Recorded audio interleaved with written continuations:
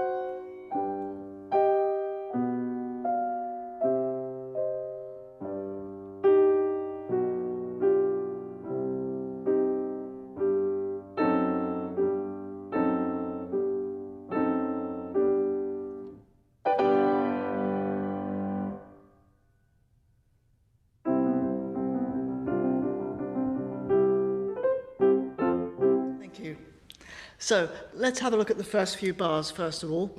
It's in an Adagio in 3, and I'm beating a subdivided 3 for this. So just to demonstrate that briefly, if I do it a little slower, it would be 1 and 2 and 3 and once more. 1, 2, 3. And what we need to get here is full length on the first note of each dotted group. So we achieve that like this. I'll do this with Jeremy and Sam again. Here we go from the beginning. Just the first 3 bars.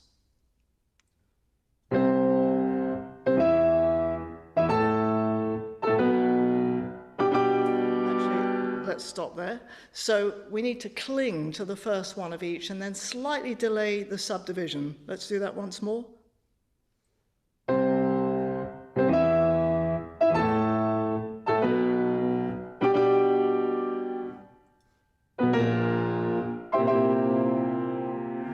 And then the third bar, before we go into this tune which starts in the second violins, there's no need to beat the last 2 beats of that bar. It wants a little space before we go on. We'll do that once more from the beginning and continue.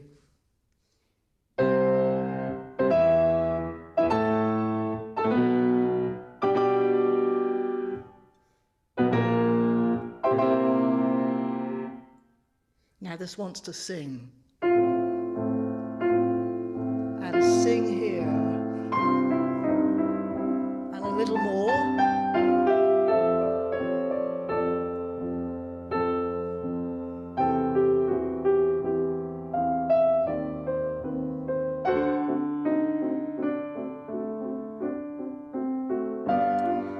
Thank you. So the forte pianos that start each bar here don't want to be violent, but it just needs a little preparation on the part of the conductor. And what I do for the first beat, which is where the accent comes, rather than hitting the sound, I just give a little pull back and a sort of squeeze into the note. So it keeps it within the context of the line. So we'll pick it up again from bar 8.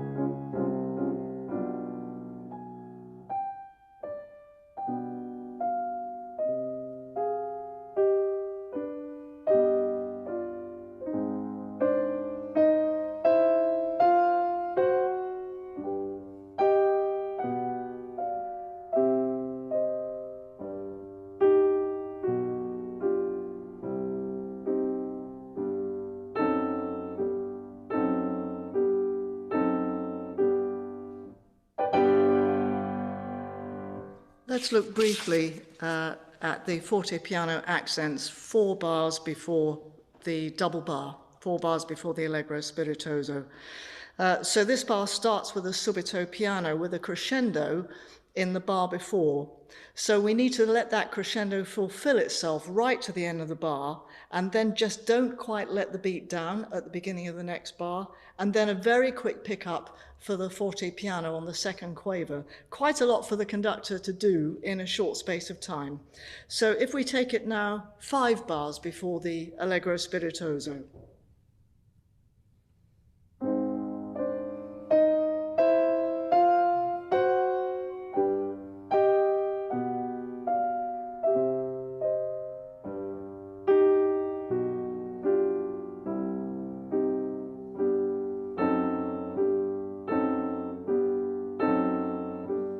Two bars now before the allegro spiritoso. The accents here, the forte pianos, are off the beat. So it's just a little quicker pulling away from the first main beat.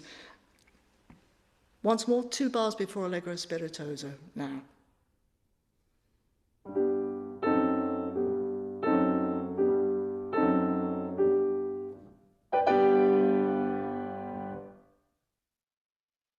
Evening, everyone. My name is Yap Chin, and I will be your host for tonight. On behalf of the JPO family, we'd like to extend a warm welcome to everyone tuning in for tonight's broadcast. We hope that everyone is doing well and staying safe indoors. A friendly reminder to maintain good hygiene at all times and maintain social distancing when heading out. As we'd like to continue improving your experience with us, please help us achieve this by completing the poll that will be published during the broadcast. If you have any questions, please feel free to type them in the Q&A section down below. To anyone who is interested in sharing tonight's broadcast, a live feed will be shared on JPO Facebook page, and a recording of the webinar will also be uploaded on the page. Tonight's seminar features Ms. Denise Ham, with her topic being the teaching of conducting in relation to the Toscanini Barzin school. As our JPO family attendees are mostly students ranging from primary schools to college, their parents and their teachers, the sharing of knowledge and advice you have for all of us is invaluable and greatly appreciated. The JPO is very honored to have Ms. Denise join in as our guest tonight. Denise Ham has an international reputation as a teacher of conducting, with private students from USA, China, the Middle East, and from across Europe. The basis of the technique she teaches is the Toscanini Barzin technique, a comprehensive technique that combines fluent use of the baton with economic, natural use of the whole body. She was a tutor in conducting at the Royal Academy of Music from 1986 to 1909, and from 1906 to 1916 founded and taught the conducting course of Blackheath Conservatoire, London. For many years, she has been on the staff of the George Hurst Conductors Course at Sherborne, Canford Summer School of Music. Her conducting and teaching career has taken her to Germany, France, Spain, Greece, Switzerland, Australia, and Bermuda. In the UK, principal conductorship have included the Worcestershire Symphony Orchestra, Birmingham Conservatoire, the Cheltenham Chamber Orchestra, the Aberdeenshire Youth Orchestra, and currently the Bournemouth Rehearsal Orchestra. Her instructional DVD, The Craft of Conducting, has a worldwide market, with many conductors testifying to its effectiveness in their work and study. Let us give Miss Denise Ham a warm welcome. Hi, Miss Denise.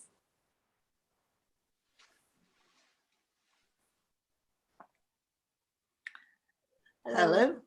Hello. How are Lovely to you? be here. Thank you. Thank you for inviting me. Thank you for inviting me, Chin. Yeah, thank you for being our guest for tonight. Yeah, so can you talk a little bit about the video that we watched at the beginning of the broadcast? Yes, sure. Well, with the COVID pandemic going on at the moment, it was made actually for, excuse me, for London Conducting Academy. And last year's course I had to finish online because we weren't allowed to meet. So it was giving lessons online. And initially I was rather depressed about this, but eventually I found it worked rather well. I had to make some demonstration videos for the class because we were doing a very difficult symphony. We were doing Brahms Symphony No. 3.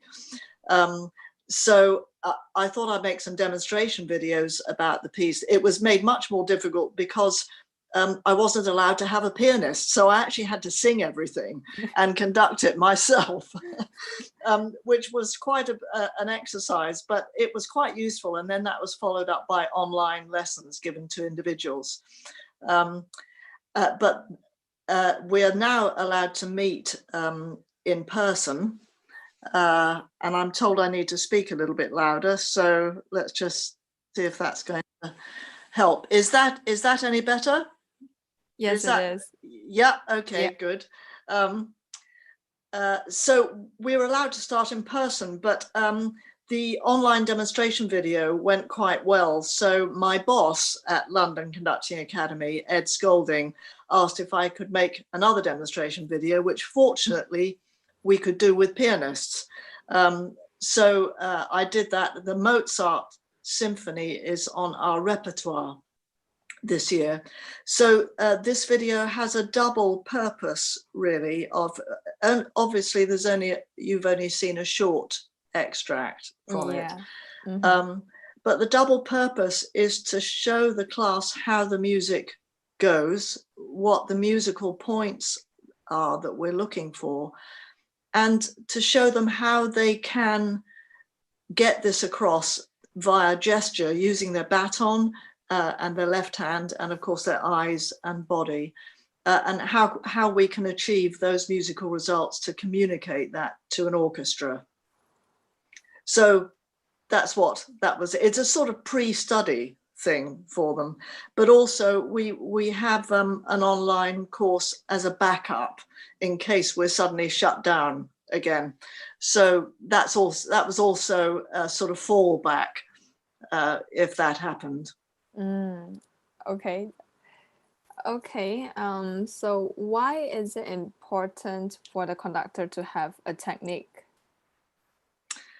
Well, I think the first thing to say is that orchestras don't like conductors who talk a lot. They prefer it if the conductor can show through the gesture what it is they want to convey. Now, this presupposes that the conductor knows the score in advance. Obviously, if you're going to communicate the music, you have to know the music that you're communicating. You have to know the music that you're conducting. So you have to study your score and study it ideally without any preconceptions. So you sort of let the music look at you. So you need to have a very clear idea of what you want to convey. But then the issue really is to know how to convey that with real clarity to the orchestra. And that's not just talking about the clarity of the beat, although it helps if the beat is clear, but the beat needs to be both clear and musical. And I think what you'll find often is that orchestral players will say one of two things about a conductor. They'll either say they're very musical, which essentially means they're not clear, or they're very clear, which essentially means there's nothing else but clarity, and not much music going on. Now, I was fortunate enough to learn from a marvelous teacher whose technique combined both of these, so that you could be clear for your orchestra, and also convey the music. And that music needs to be conveyed. I'm sure we'll talk about this a bit more with the Toscanini Barzin technique, but that needs to be conveyed right through the conductor and with economy, so that the conductor's intention is crystal clear to the orchestra. The orchestra has enough to cope with playing their instruments and reading the music, without having to sort of look to try and work out what the conductor is doing. So basically, we want to make life easier for our orchestral players or our singers. I see. Okay. How would you define the Toscanini Barzin technique, and what is its history? Right. Well, forgive me if I read a little bit of this. It's okay. As well.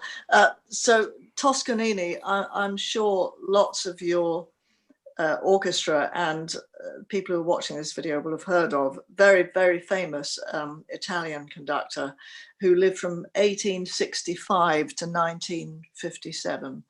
And orchestral players used to say about him that no matter where you were sitting in the orchestra, you felt he was looking at you. And all the information that they needed on how to play was in the tip of his baton. So the thing is that orchestral players or singers or anyone you're conducting, they need to know two things from the conductor. They need to know, first of all, when to play, and next thing is how to play. And if they're very lucky, they might know why they're playing it as well. But when and how are the two things. So Toscanini developed a really marvelously economical technique. Now, Toscanini's principal viola in the New York Philharmonic was Leon Barzin.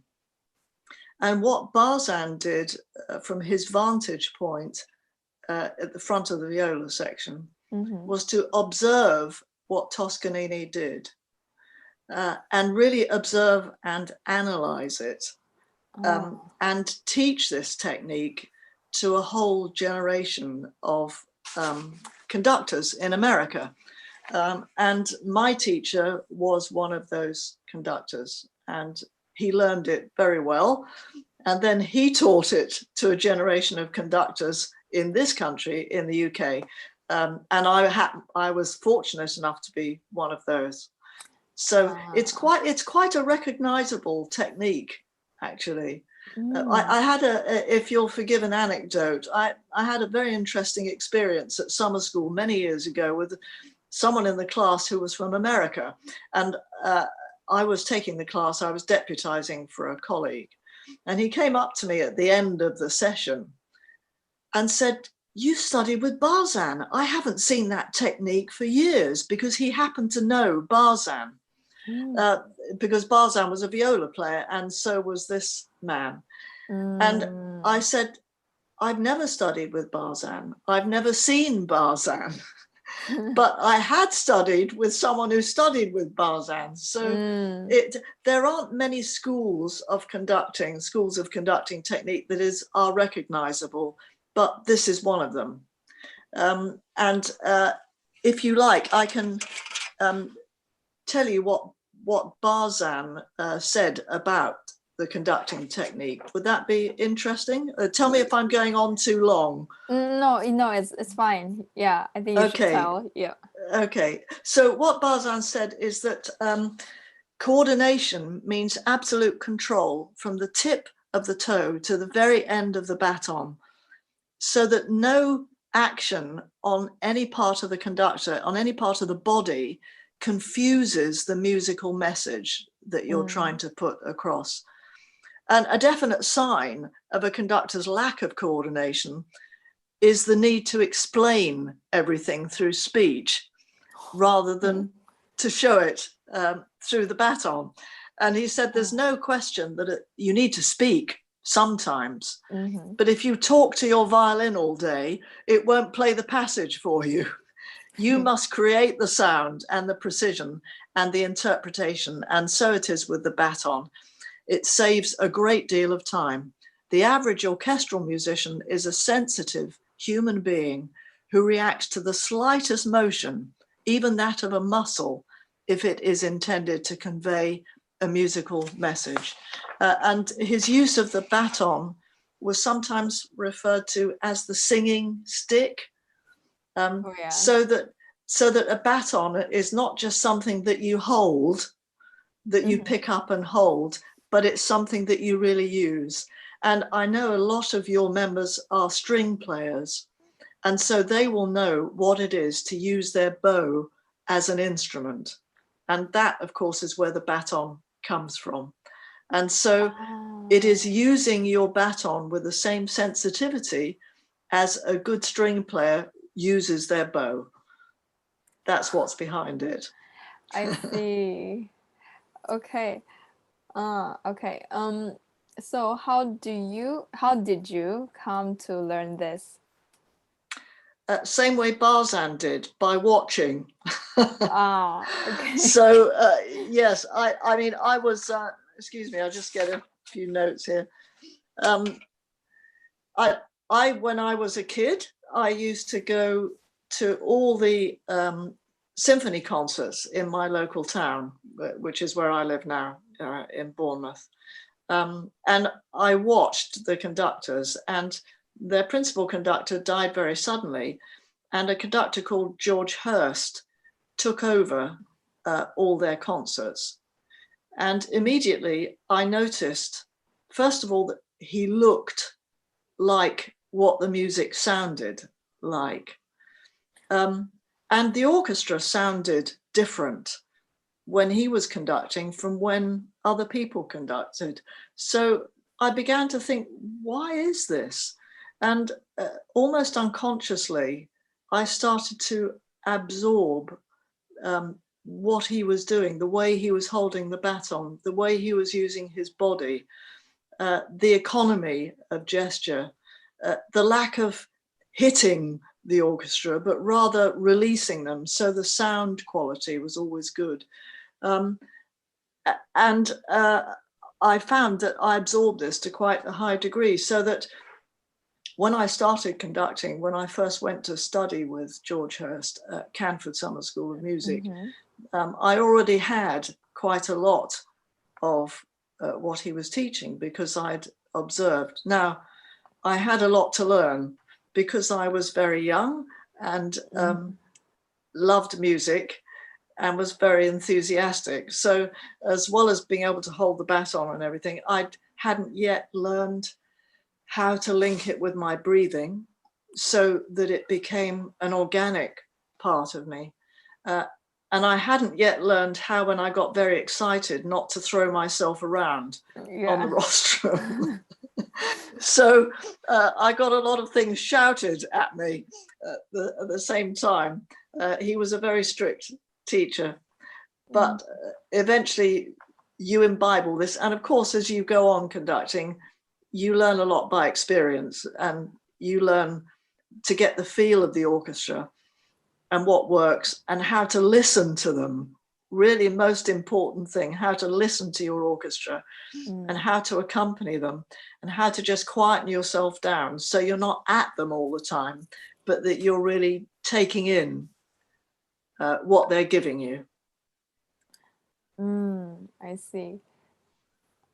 I'm just wondering, because you said that because they had the baton idea, it came from the strings, right? Yes. So are you a string player by any chance? Yes, I am. I'm a cellist. I see. And I don't think that means you have to be a string player in order to conduct. But I do think that I mean, if I just show you for a moment, I don't know if you can see this. This is one of the batons I use. Well, that's can you see this on screen? That's the bow. And if you just collapse it, you've got the hold of the baton, and you get the feeling through to the point of the stick. So I think it does help because it's the same shape as the bow. It's a bit shorter, of course. The problem is the baton doesn't make any noise. And so sometimes sometimes conductors don't realize that the baton can cause sound, and what you do with the baton can affect the sort of sound that the orchestra is making. I mean, if you're practicing the violin, then as soon as you put the bow on the string, you can hear the effect. You know, if you're doing things properly, you can hear what the sound is like. And of course, if you're not doing things properly, then the sound isn't very good. So you get immediate feedback. And I think the problem with conductors is that an orchestra will, or particularly if they're experienced players, will always bail out a bad conductor. Do you understand what I mean by that? Will always, an orchestra can override a bad conductor. They can make, because they know they are there to play well. So if they have a conductor in front of them who is not very good, they will ignore them and still do what they would do. That's not to say that they wouldn't play better if they had a good conductor. But this is why I think this is so important for things like the JPO to have good conductors. And you've got a very good conductor in Ling, which is great. So they're very lucky to have him. That it's amateur and youth orchestras, and they're the people who really need good conductors because they need help to play their best. And a good conductor can make them sound better than they ever thought they could sound. And also set them on a path of really good music making for life. So it's, I mean, a professional orchestra, if they've got a bad conductor, they'll probably have a different one next week, so they don't mind. But a lot of amateur and youth orchestras are stuck with their conductors forever.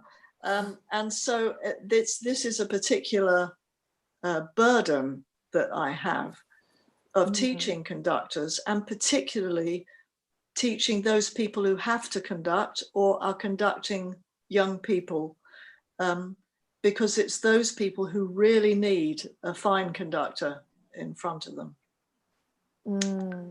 So sorry, I've gone on a bit longer than your question. No, it's okay. Okay.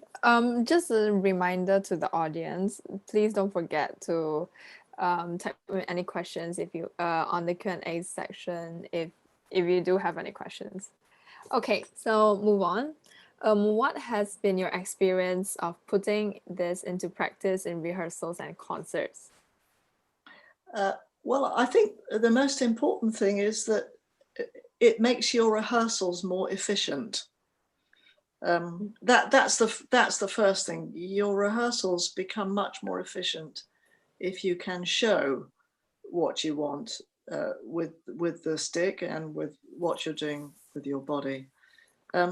If you have to keep stopping and asking for things, then it uses up the time non-productively, I think. So, and also that it makes it much less frustrating for the people that you're working with. And I think, well, in my experience, orchestras know two things very quickly about a conductor. The first thing they know is whether they know the score or not. And there's no hiding if you don't. Orchestral players are the most perceptive people on the planet. They pick things up very quickly. And actually three things. So they know whether the conductor knows the score. They know whether the conductor is musical or not. And that has nothing to do with how much the conductor moves or emotes. So in other words, a conductor doesn't have to demonstrate how musical he or she is to the orchestra. The orchestra will know that very quickly. And you've only got to look at some of the videos of the really old conductors, which you can find on YouTube, you know, the Fort Wengler and people like that, who conducted into very old age. And sometimes they couldn't move very much, but all the music still came out because they knew the score and it was there. And the third thing orchestral players know very quickly about a conductor is whether they have a technique or not. And whether they have bothered to acquire one.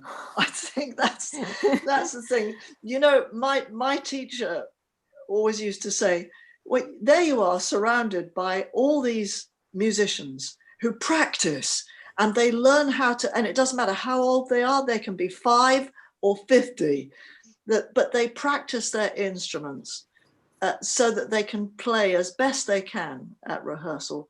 So the least a conductor can do is to acquire some sort of technique here to make their lives easier, and not just rely on the orchestra sort of carrying them, you know. So I think players always know those things in rehearsal.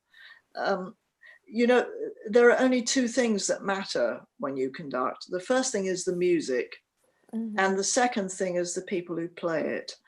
And we need to get those in the right order, because we talk quite a lot about making life easier for the people who play it, and that's really important.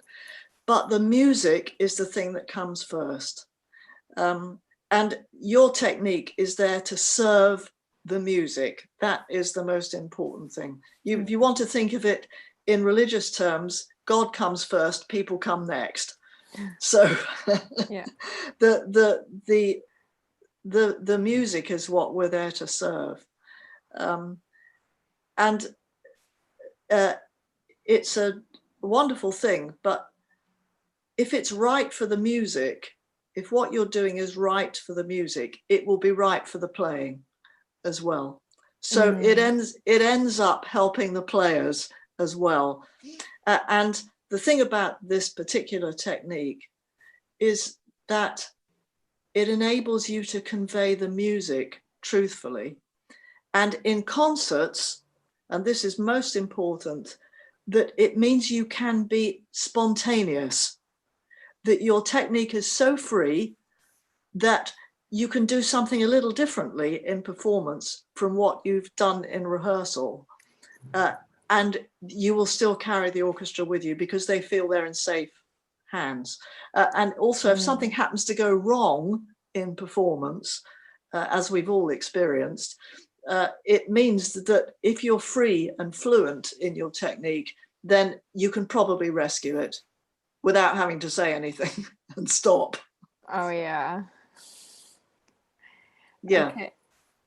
Okay.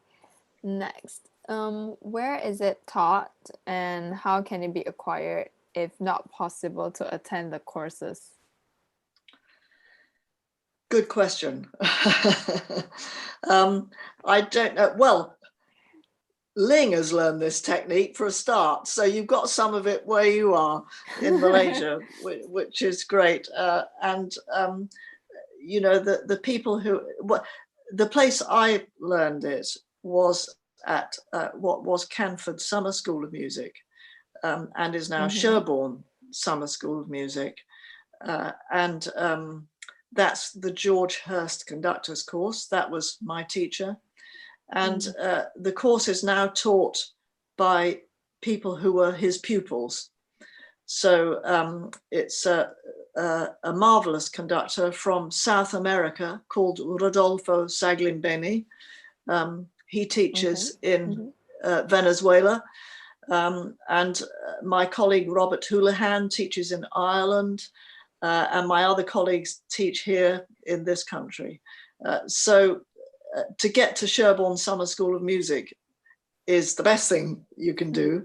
Although I do understand that's not possible for everyone, and especially in the current situation, which is making things extremely difficult.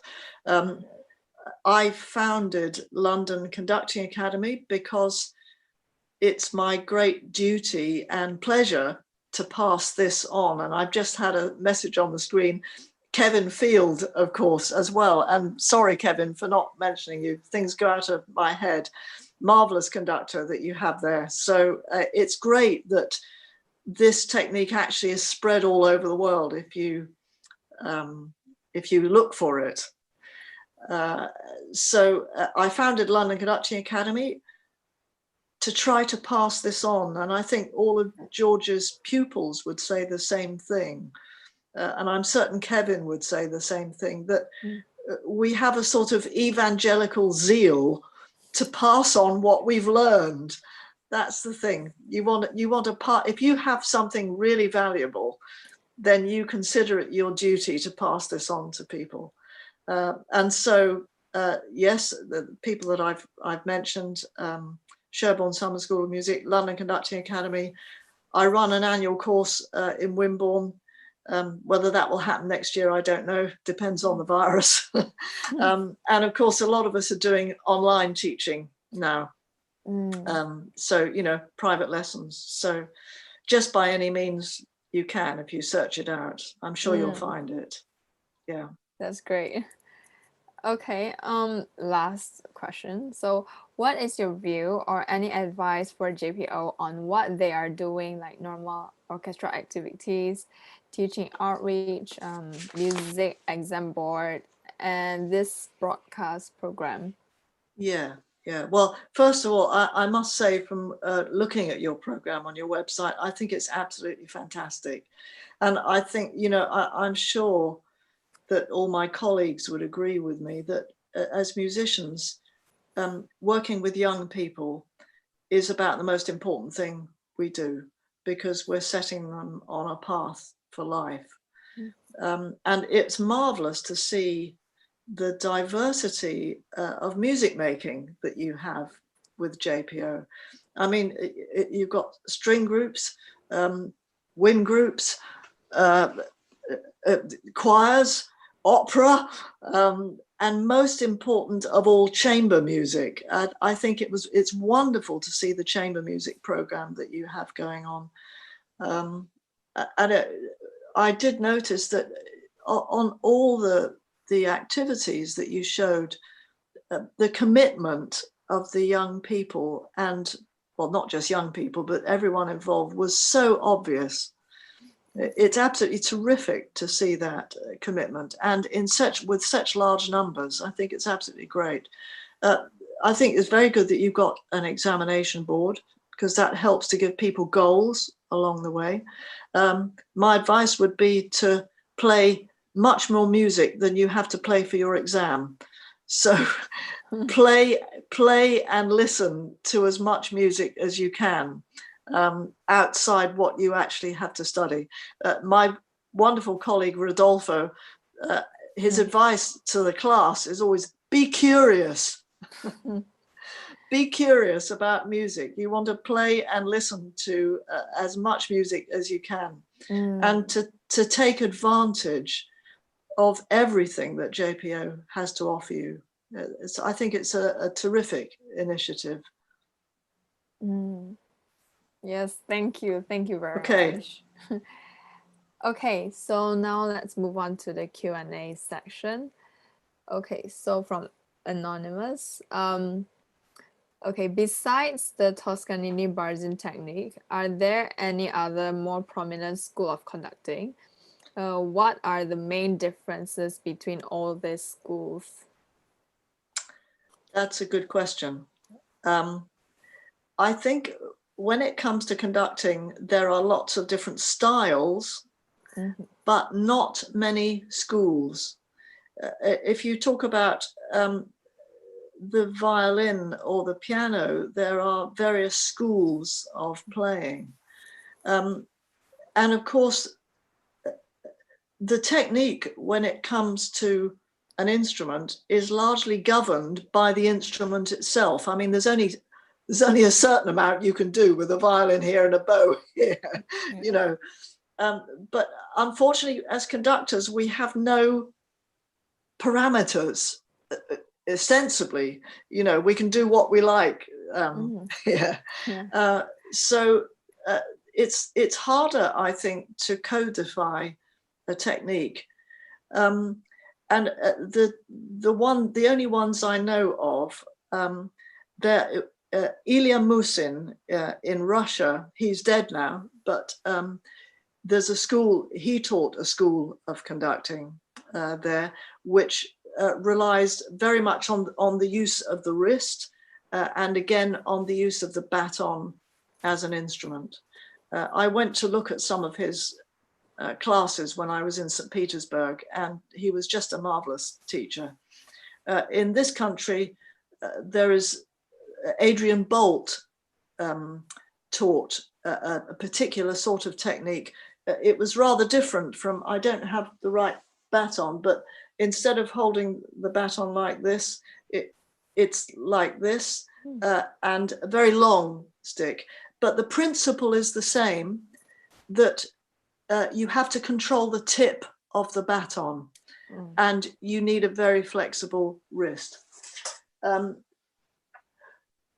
I think Jorma Panula in Finland has a school of conducting as well.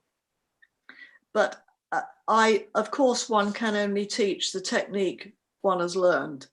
You can't. You can only teach what you know. You can't teach what you don't know. Yes. You know. So and the schools. I'm sure there are other things that are equally valid, but it's just that I don't know about them. But the ones I've mentioned, I do know about, and I would certainly recommend. Okay, thank you. So this is from Siu Ting. So what is the difference between conducting student orchestra and professional orchestra? How will you express the interact during practices or rehearsals? Well, actually, there's hardly any difference. I know it's difficult to believe, but what you convey, you might, I think the problem often is that when you're working with very young people or amateurs, conductors feel they have to do more in order to get the result. And what that results in is doing more and more, so that the people in front of you expect more and more, and you end up doing more and more, and it's a sort of, it gets you nowhere really. And I mean, I must tell you, I started my career conducting an orchestra of people under 10, and they were all very young. And if you give exactly the same gesture to them that you would to adults or professionals, they will respond. And the thing is, if they don't respond immediately, don't start giving more. Because if you start giving more immediately, you will give more and more and more. And it's remarkable, you know, what young people can respond to. And just like a professional orchestra, young people and amateurs, they don't want to be talked to all the time. Sometimes it's a little bit more of an educational exercise. Yes, you might bring other things in to that. And often, obviously, technical things you have to help them with more. You might have to do things slower to start with, just to help them get the hang of a particular passage. But sometimes you have to do that with a professional orchestra as well. If they're having difficulty with a passage, you slow it down and you let them have a look at the notes, you know. So there's far fewer differences than one would think. And I think the biggest danger with amateurs and children is to patronize them. You treat them like adults and expect the best. That's my advice. Okay. Oh, actually, I have a question here. So, let me think. Actually, I have a few questions. Okay, so when you conduct, right, for every rehearsal, so if you're doing this upcoming concert thing and you're preparing for this upcoming concert, and would the rehearsals be different all the time? Like, would it be the same? Like what you want to bring, what you want to teach, conduct during the rehearsals, would it be the same or would it be different all the time? Well, I think that depends on the rehearsal schedule that you have, and on the response of the people that you're conducting. I mean, for instance, Oh yeah. you know, a lot of amateur orchestras work weekly. So what you usually find is that you're having to go over what you did a week ago because they've forgotten. And so that, you know, it's a bit sort of 2 steps forward, 1 step back. If you're running a course, or if you're running a course which is day after day, then you can progress much more in each rehearsal. Although it's usually a good idea to let them play at the beginning of the rehearsal, and sometimes you want to just let them play what you rehearsed the day before, or if it's weekly rehearsal, the week before. If you're doing a professional date and you've got one rehearsal and then the concert, then you have to work very quickly, and there's no time to go back over things, and you have to just trust that things are going to, that they're going to remember things. You have to take a bit more of a risk, maybe. But also that if you have a good technique, then that means you're not so frightened about that, because you can do things spontaneously in the concert. Does that answer your question? Yes. Sort of? Yes, sort of, Yeah. yes. Tell me if not. Just ask away. Yeah, and another question I will want to ask is, since you're the conductor, right? So when you conduct, do you let the orchestra have its own idea, or would you want the orchestra to follow your own idea, or how do you want it to be presented? Well, yes, there has to be one person has to have a conception of the piece, and you know, the difference between conducting and just beating time is that if you're really conducting, that you're free to employ rubato, and there's going to be a bit of ebb and flow to the music. Now, an orchestra cannot do rubato by itself. You know, you can't have 45 people all deciding how fast this bit's going to go. Oh, yeah, so yeah. The conductor has to steer that.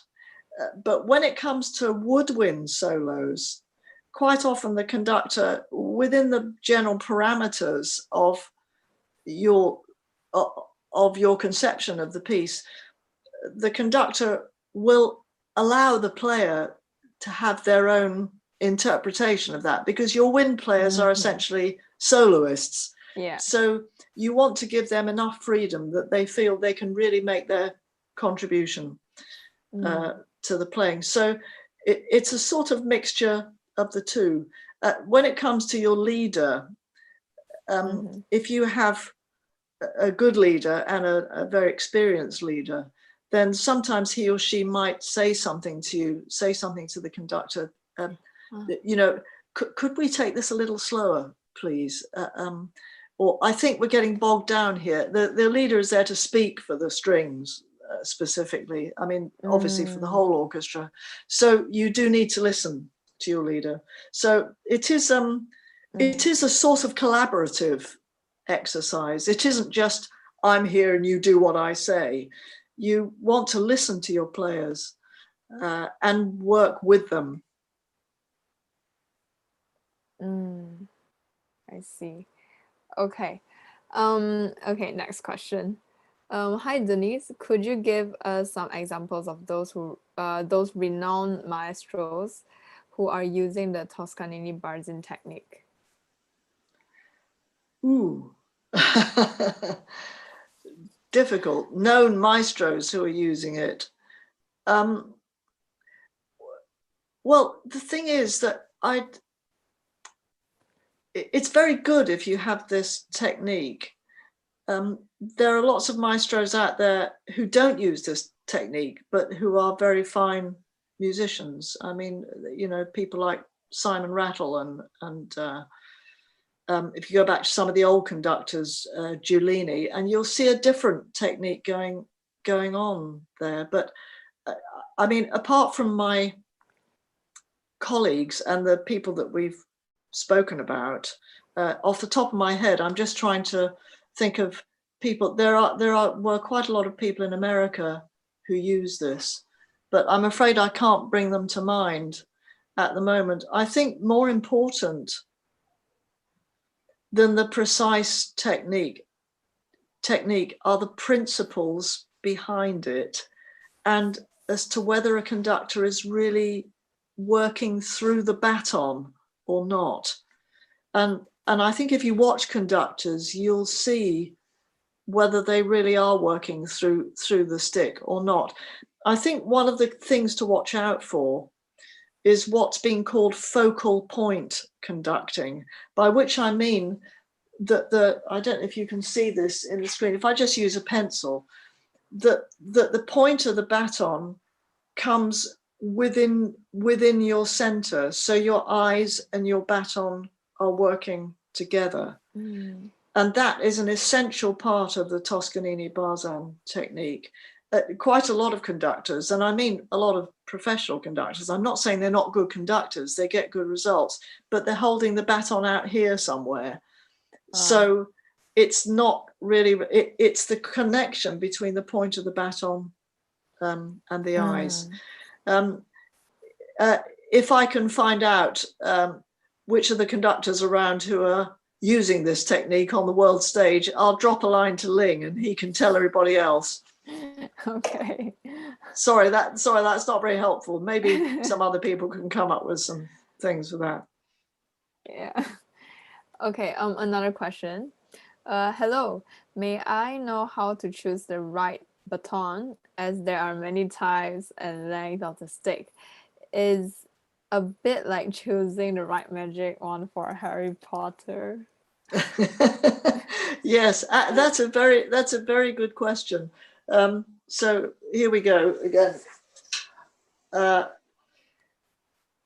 For the technique that I teach, I have, this isn't the only handle that you can use, but I think it's helpful to have a handle where you can actually feel something in the hand.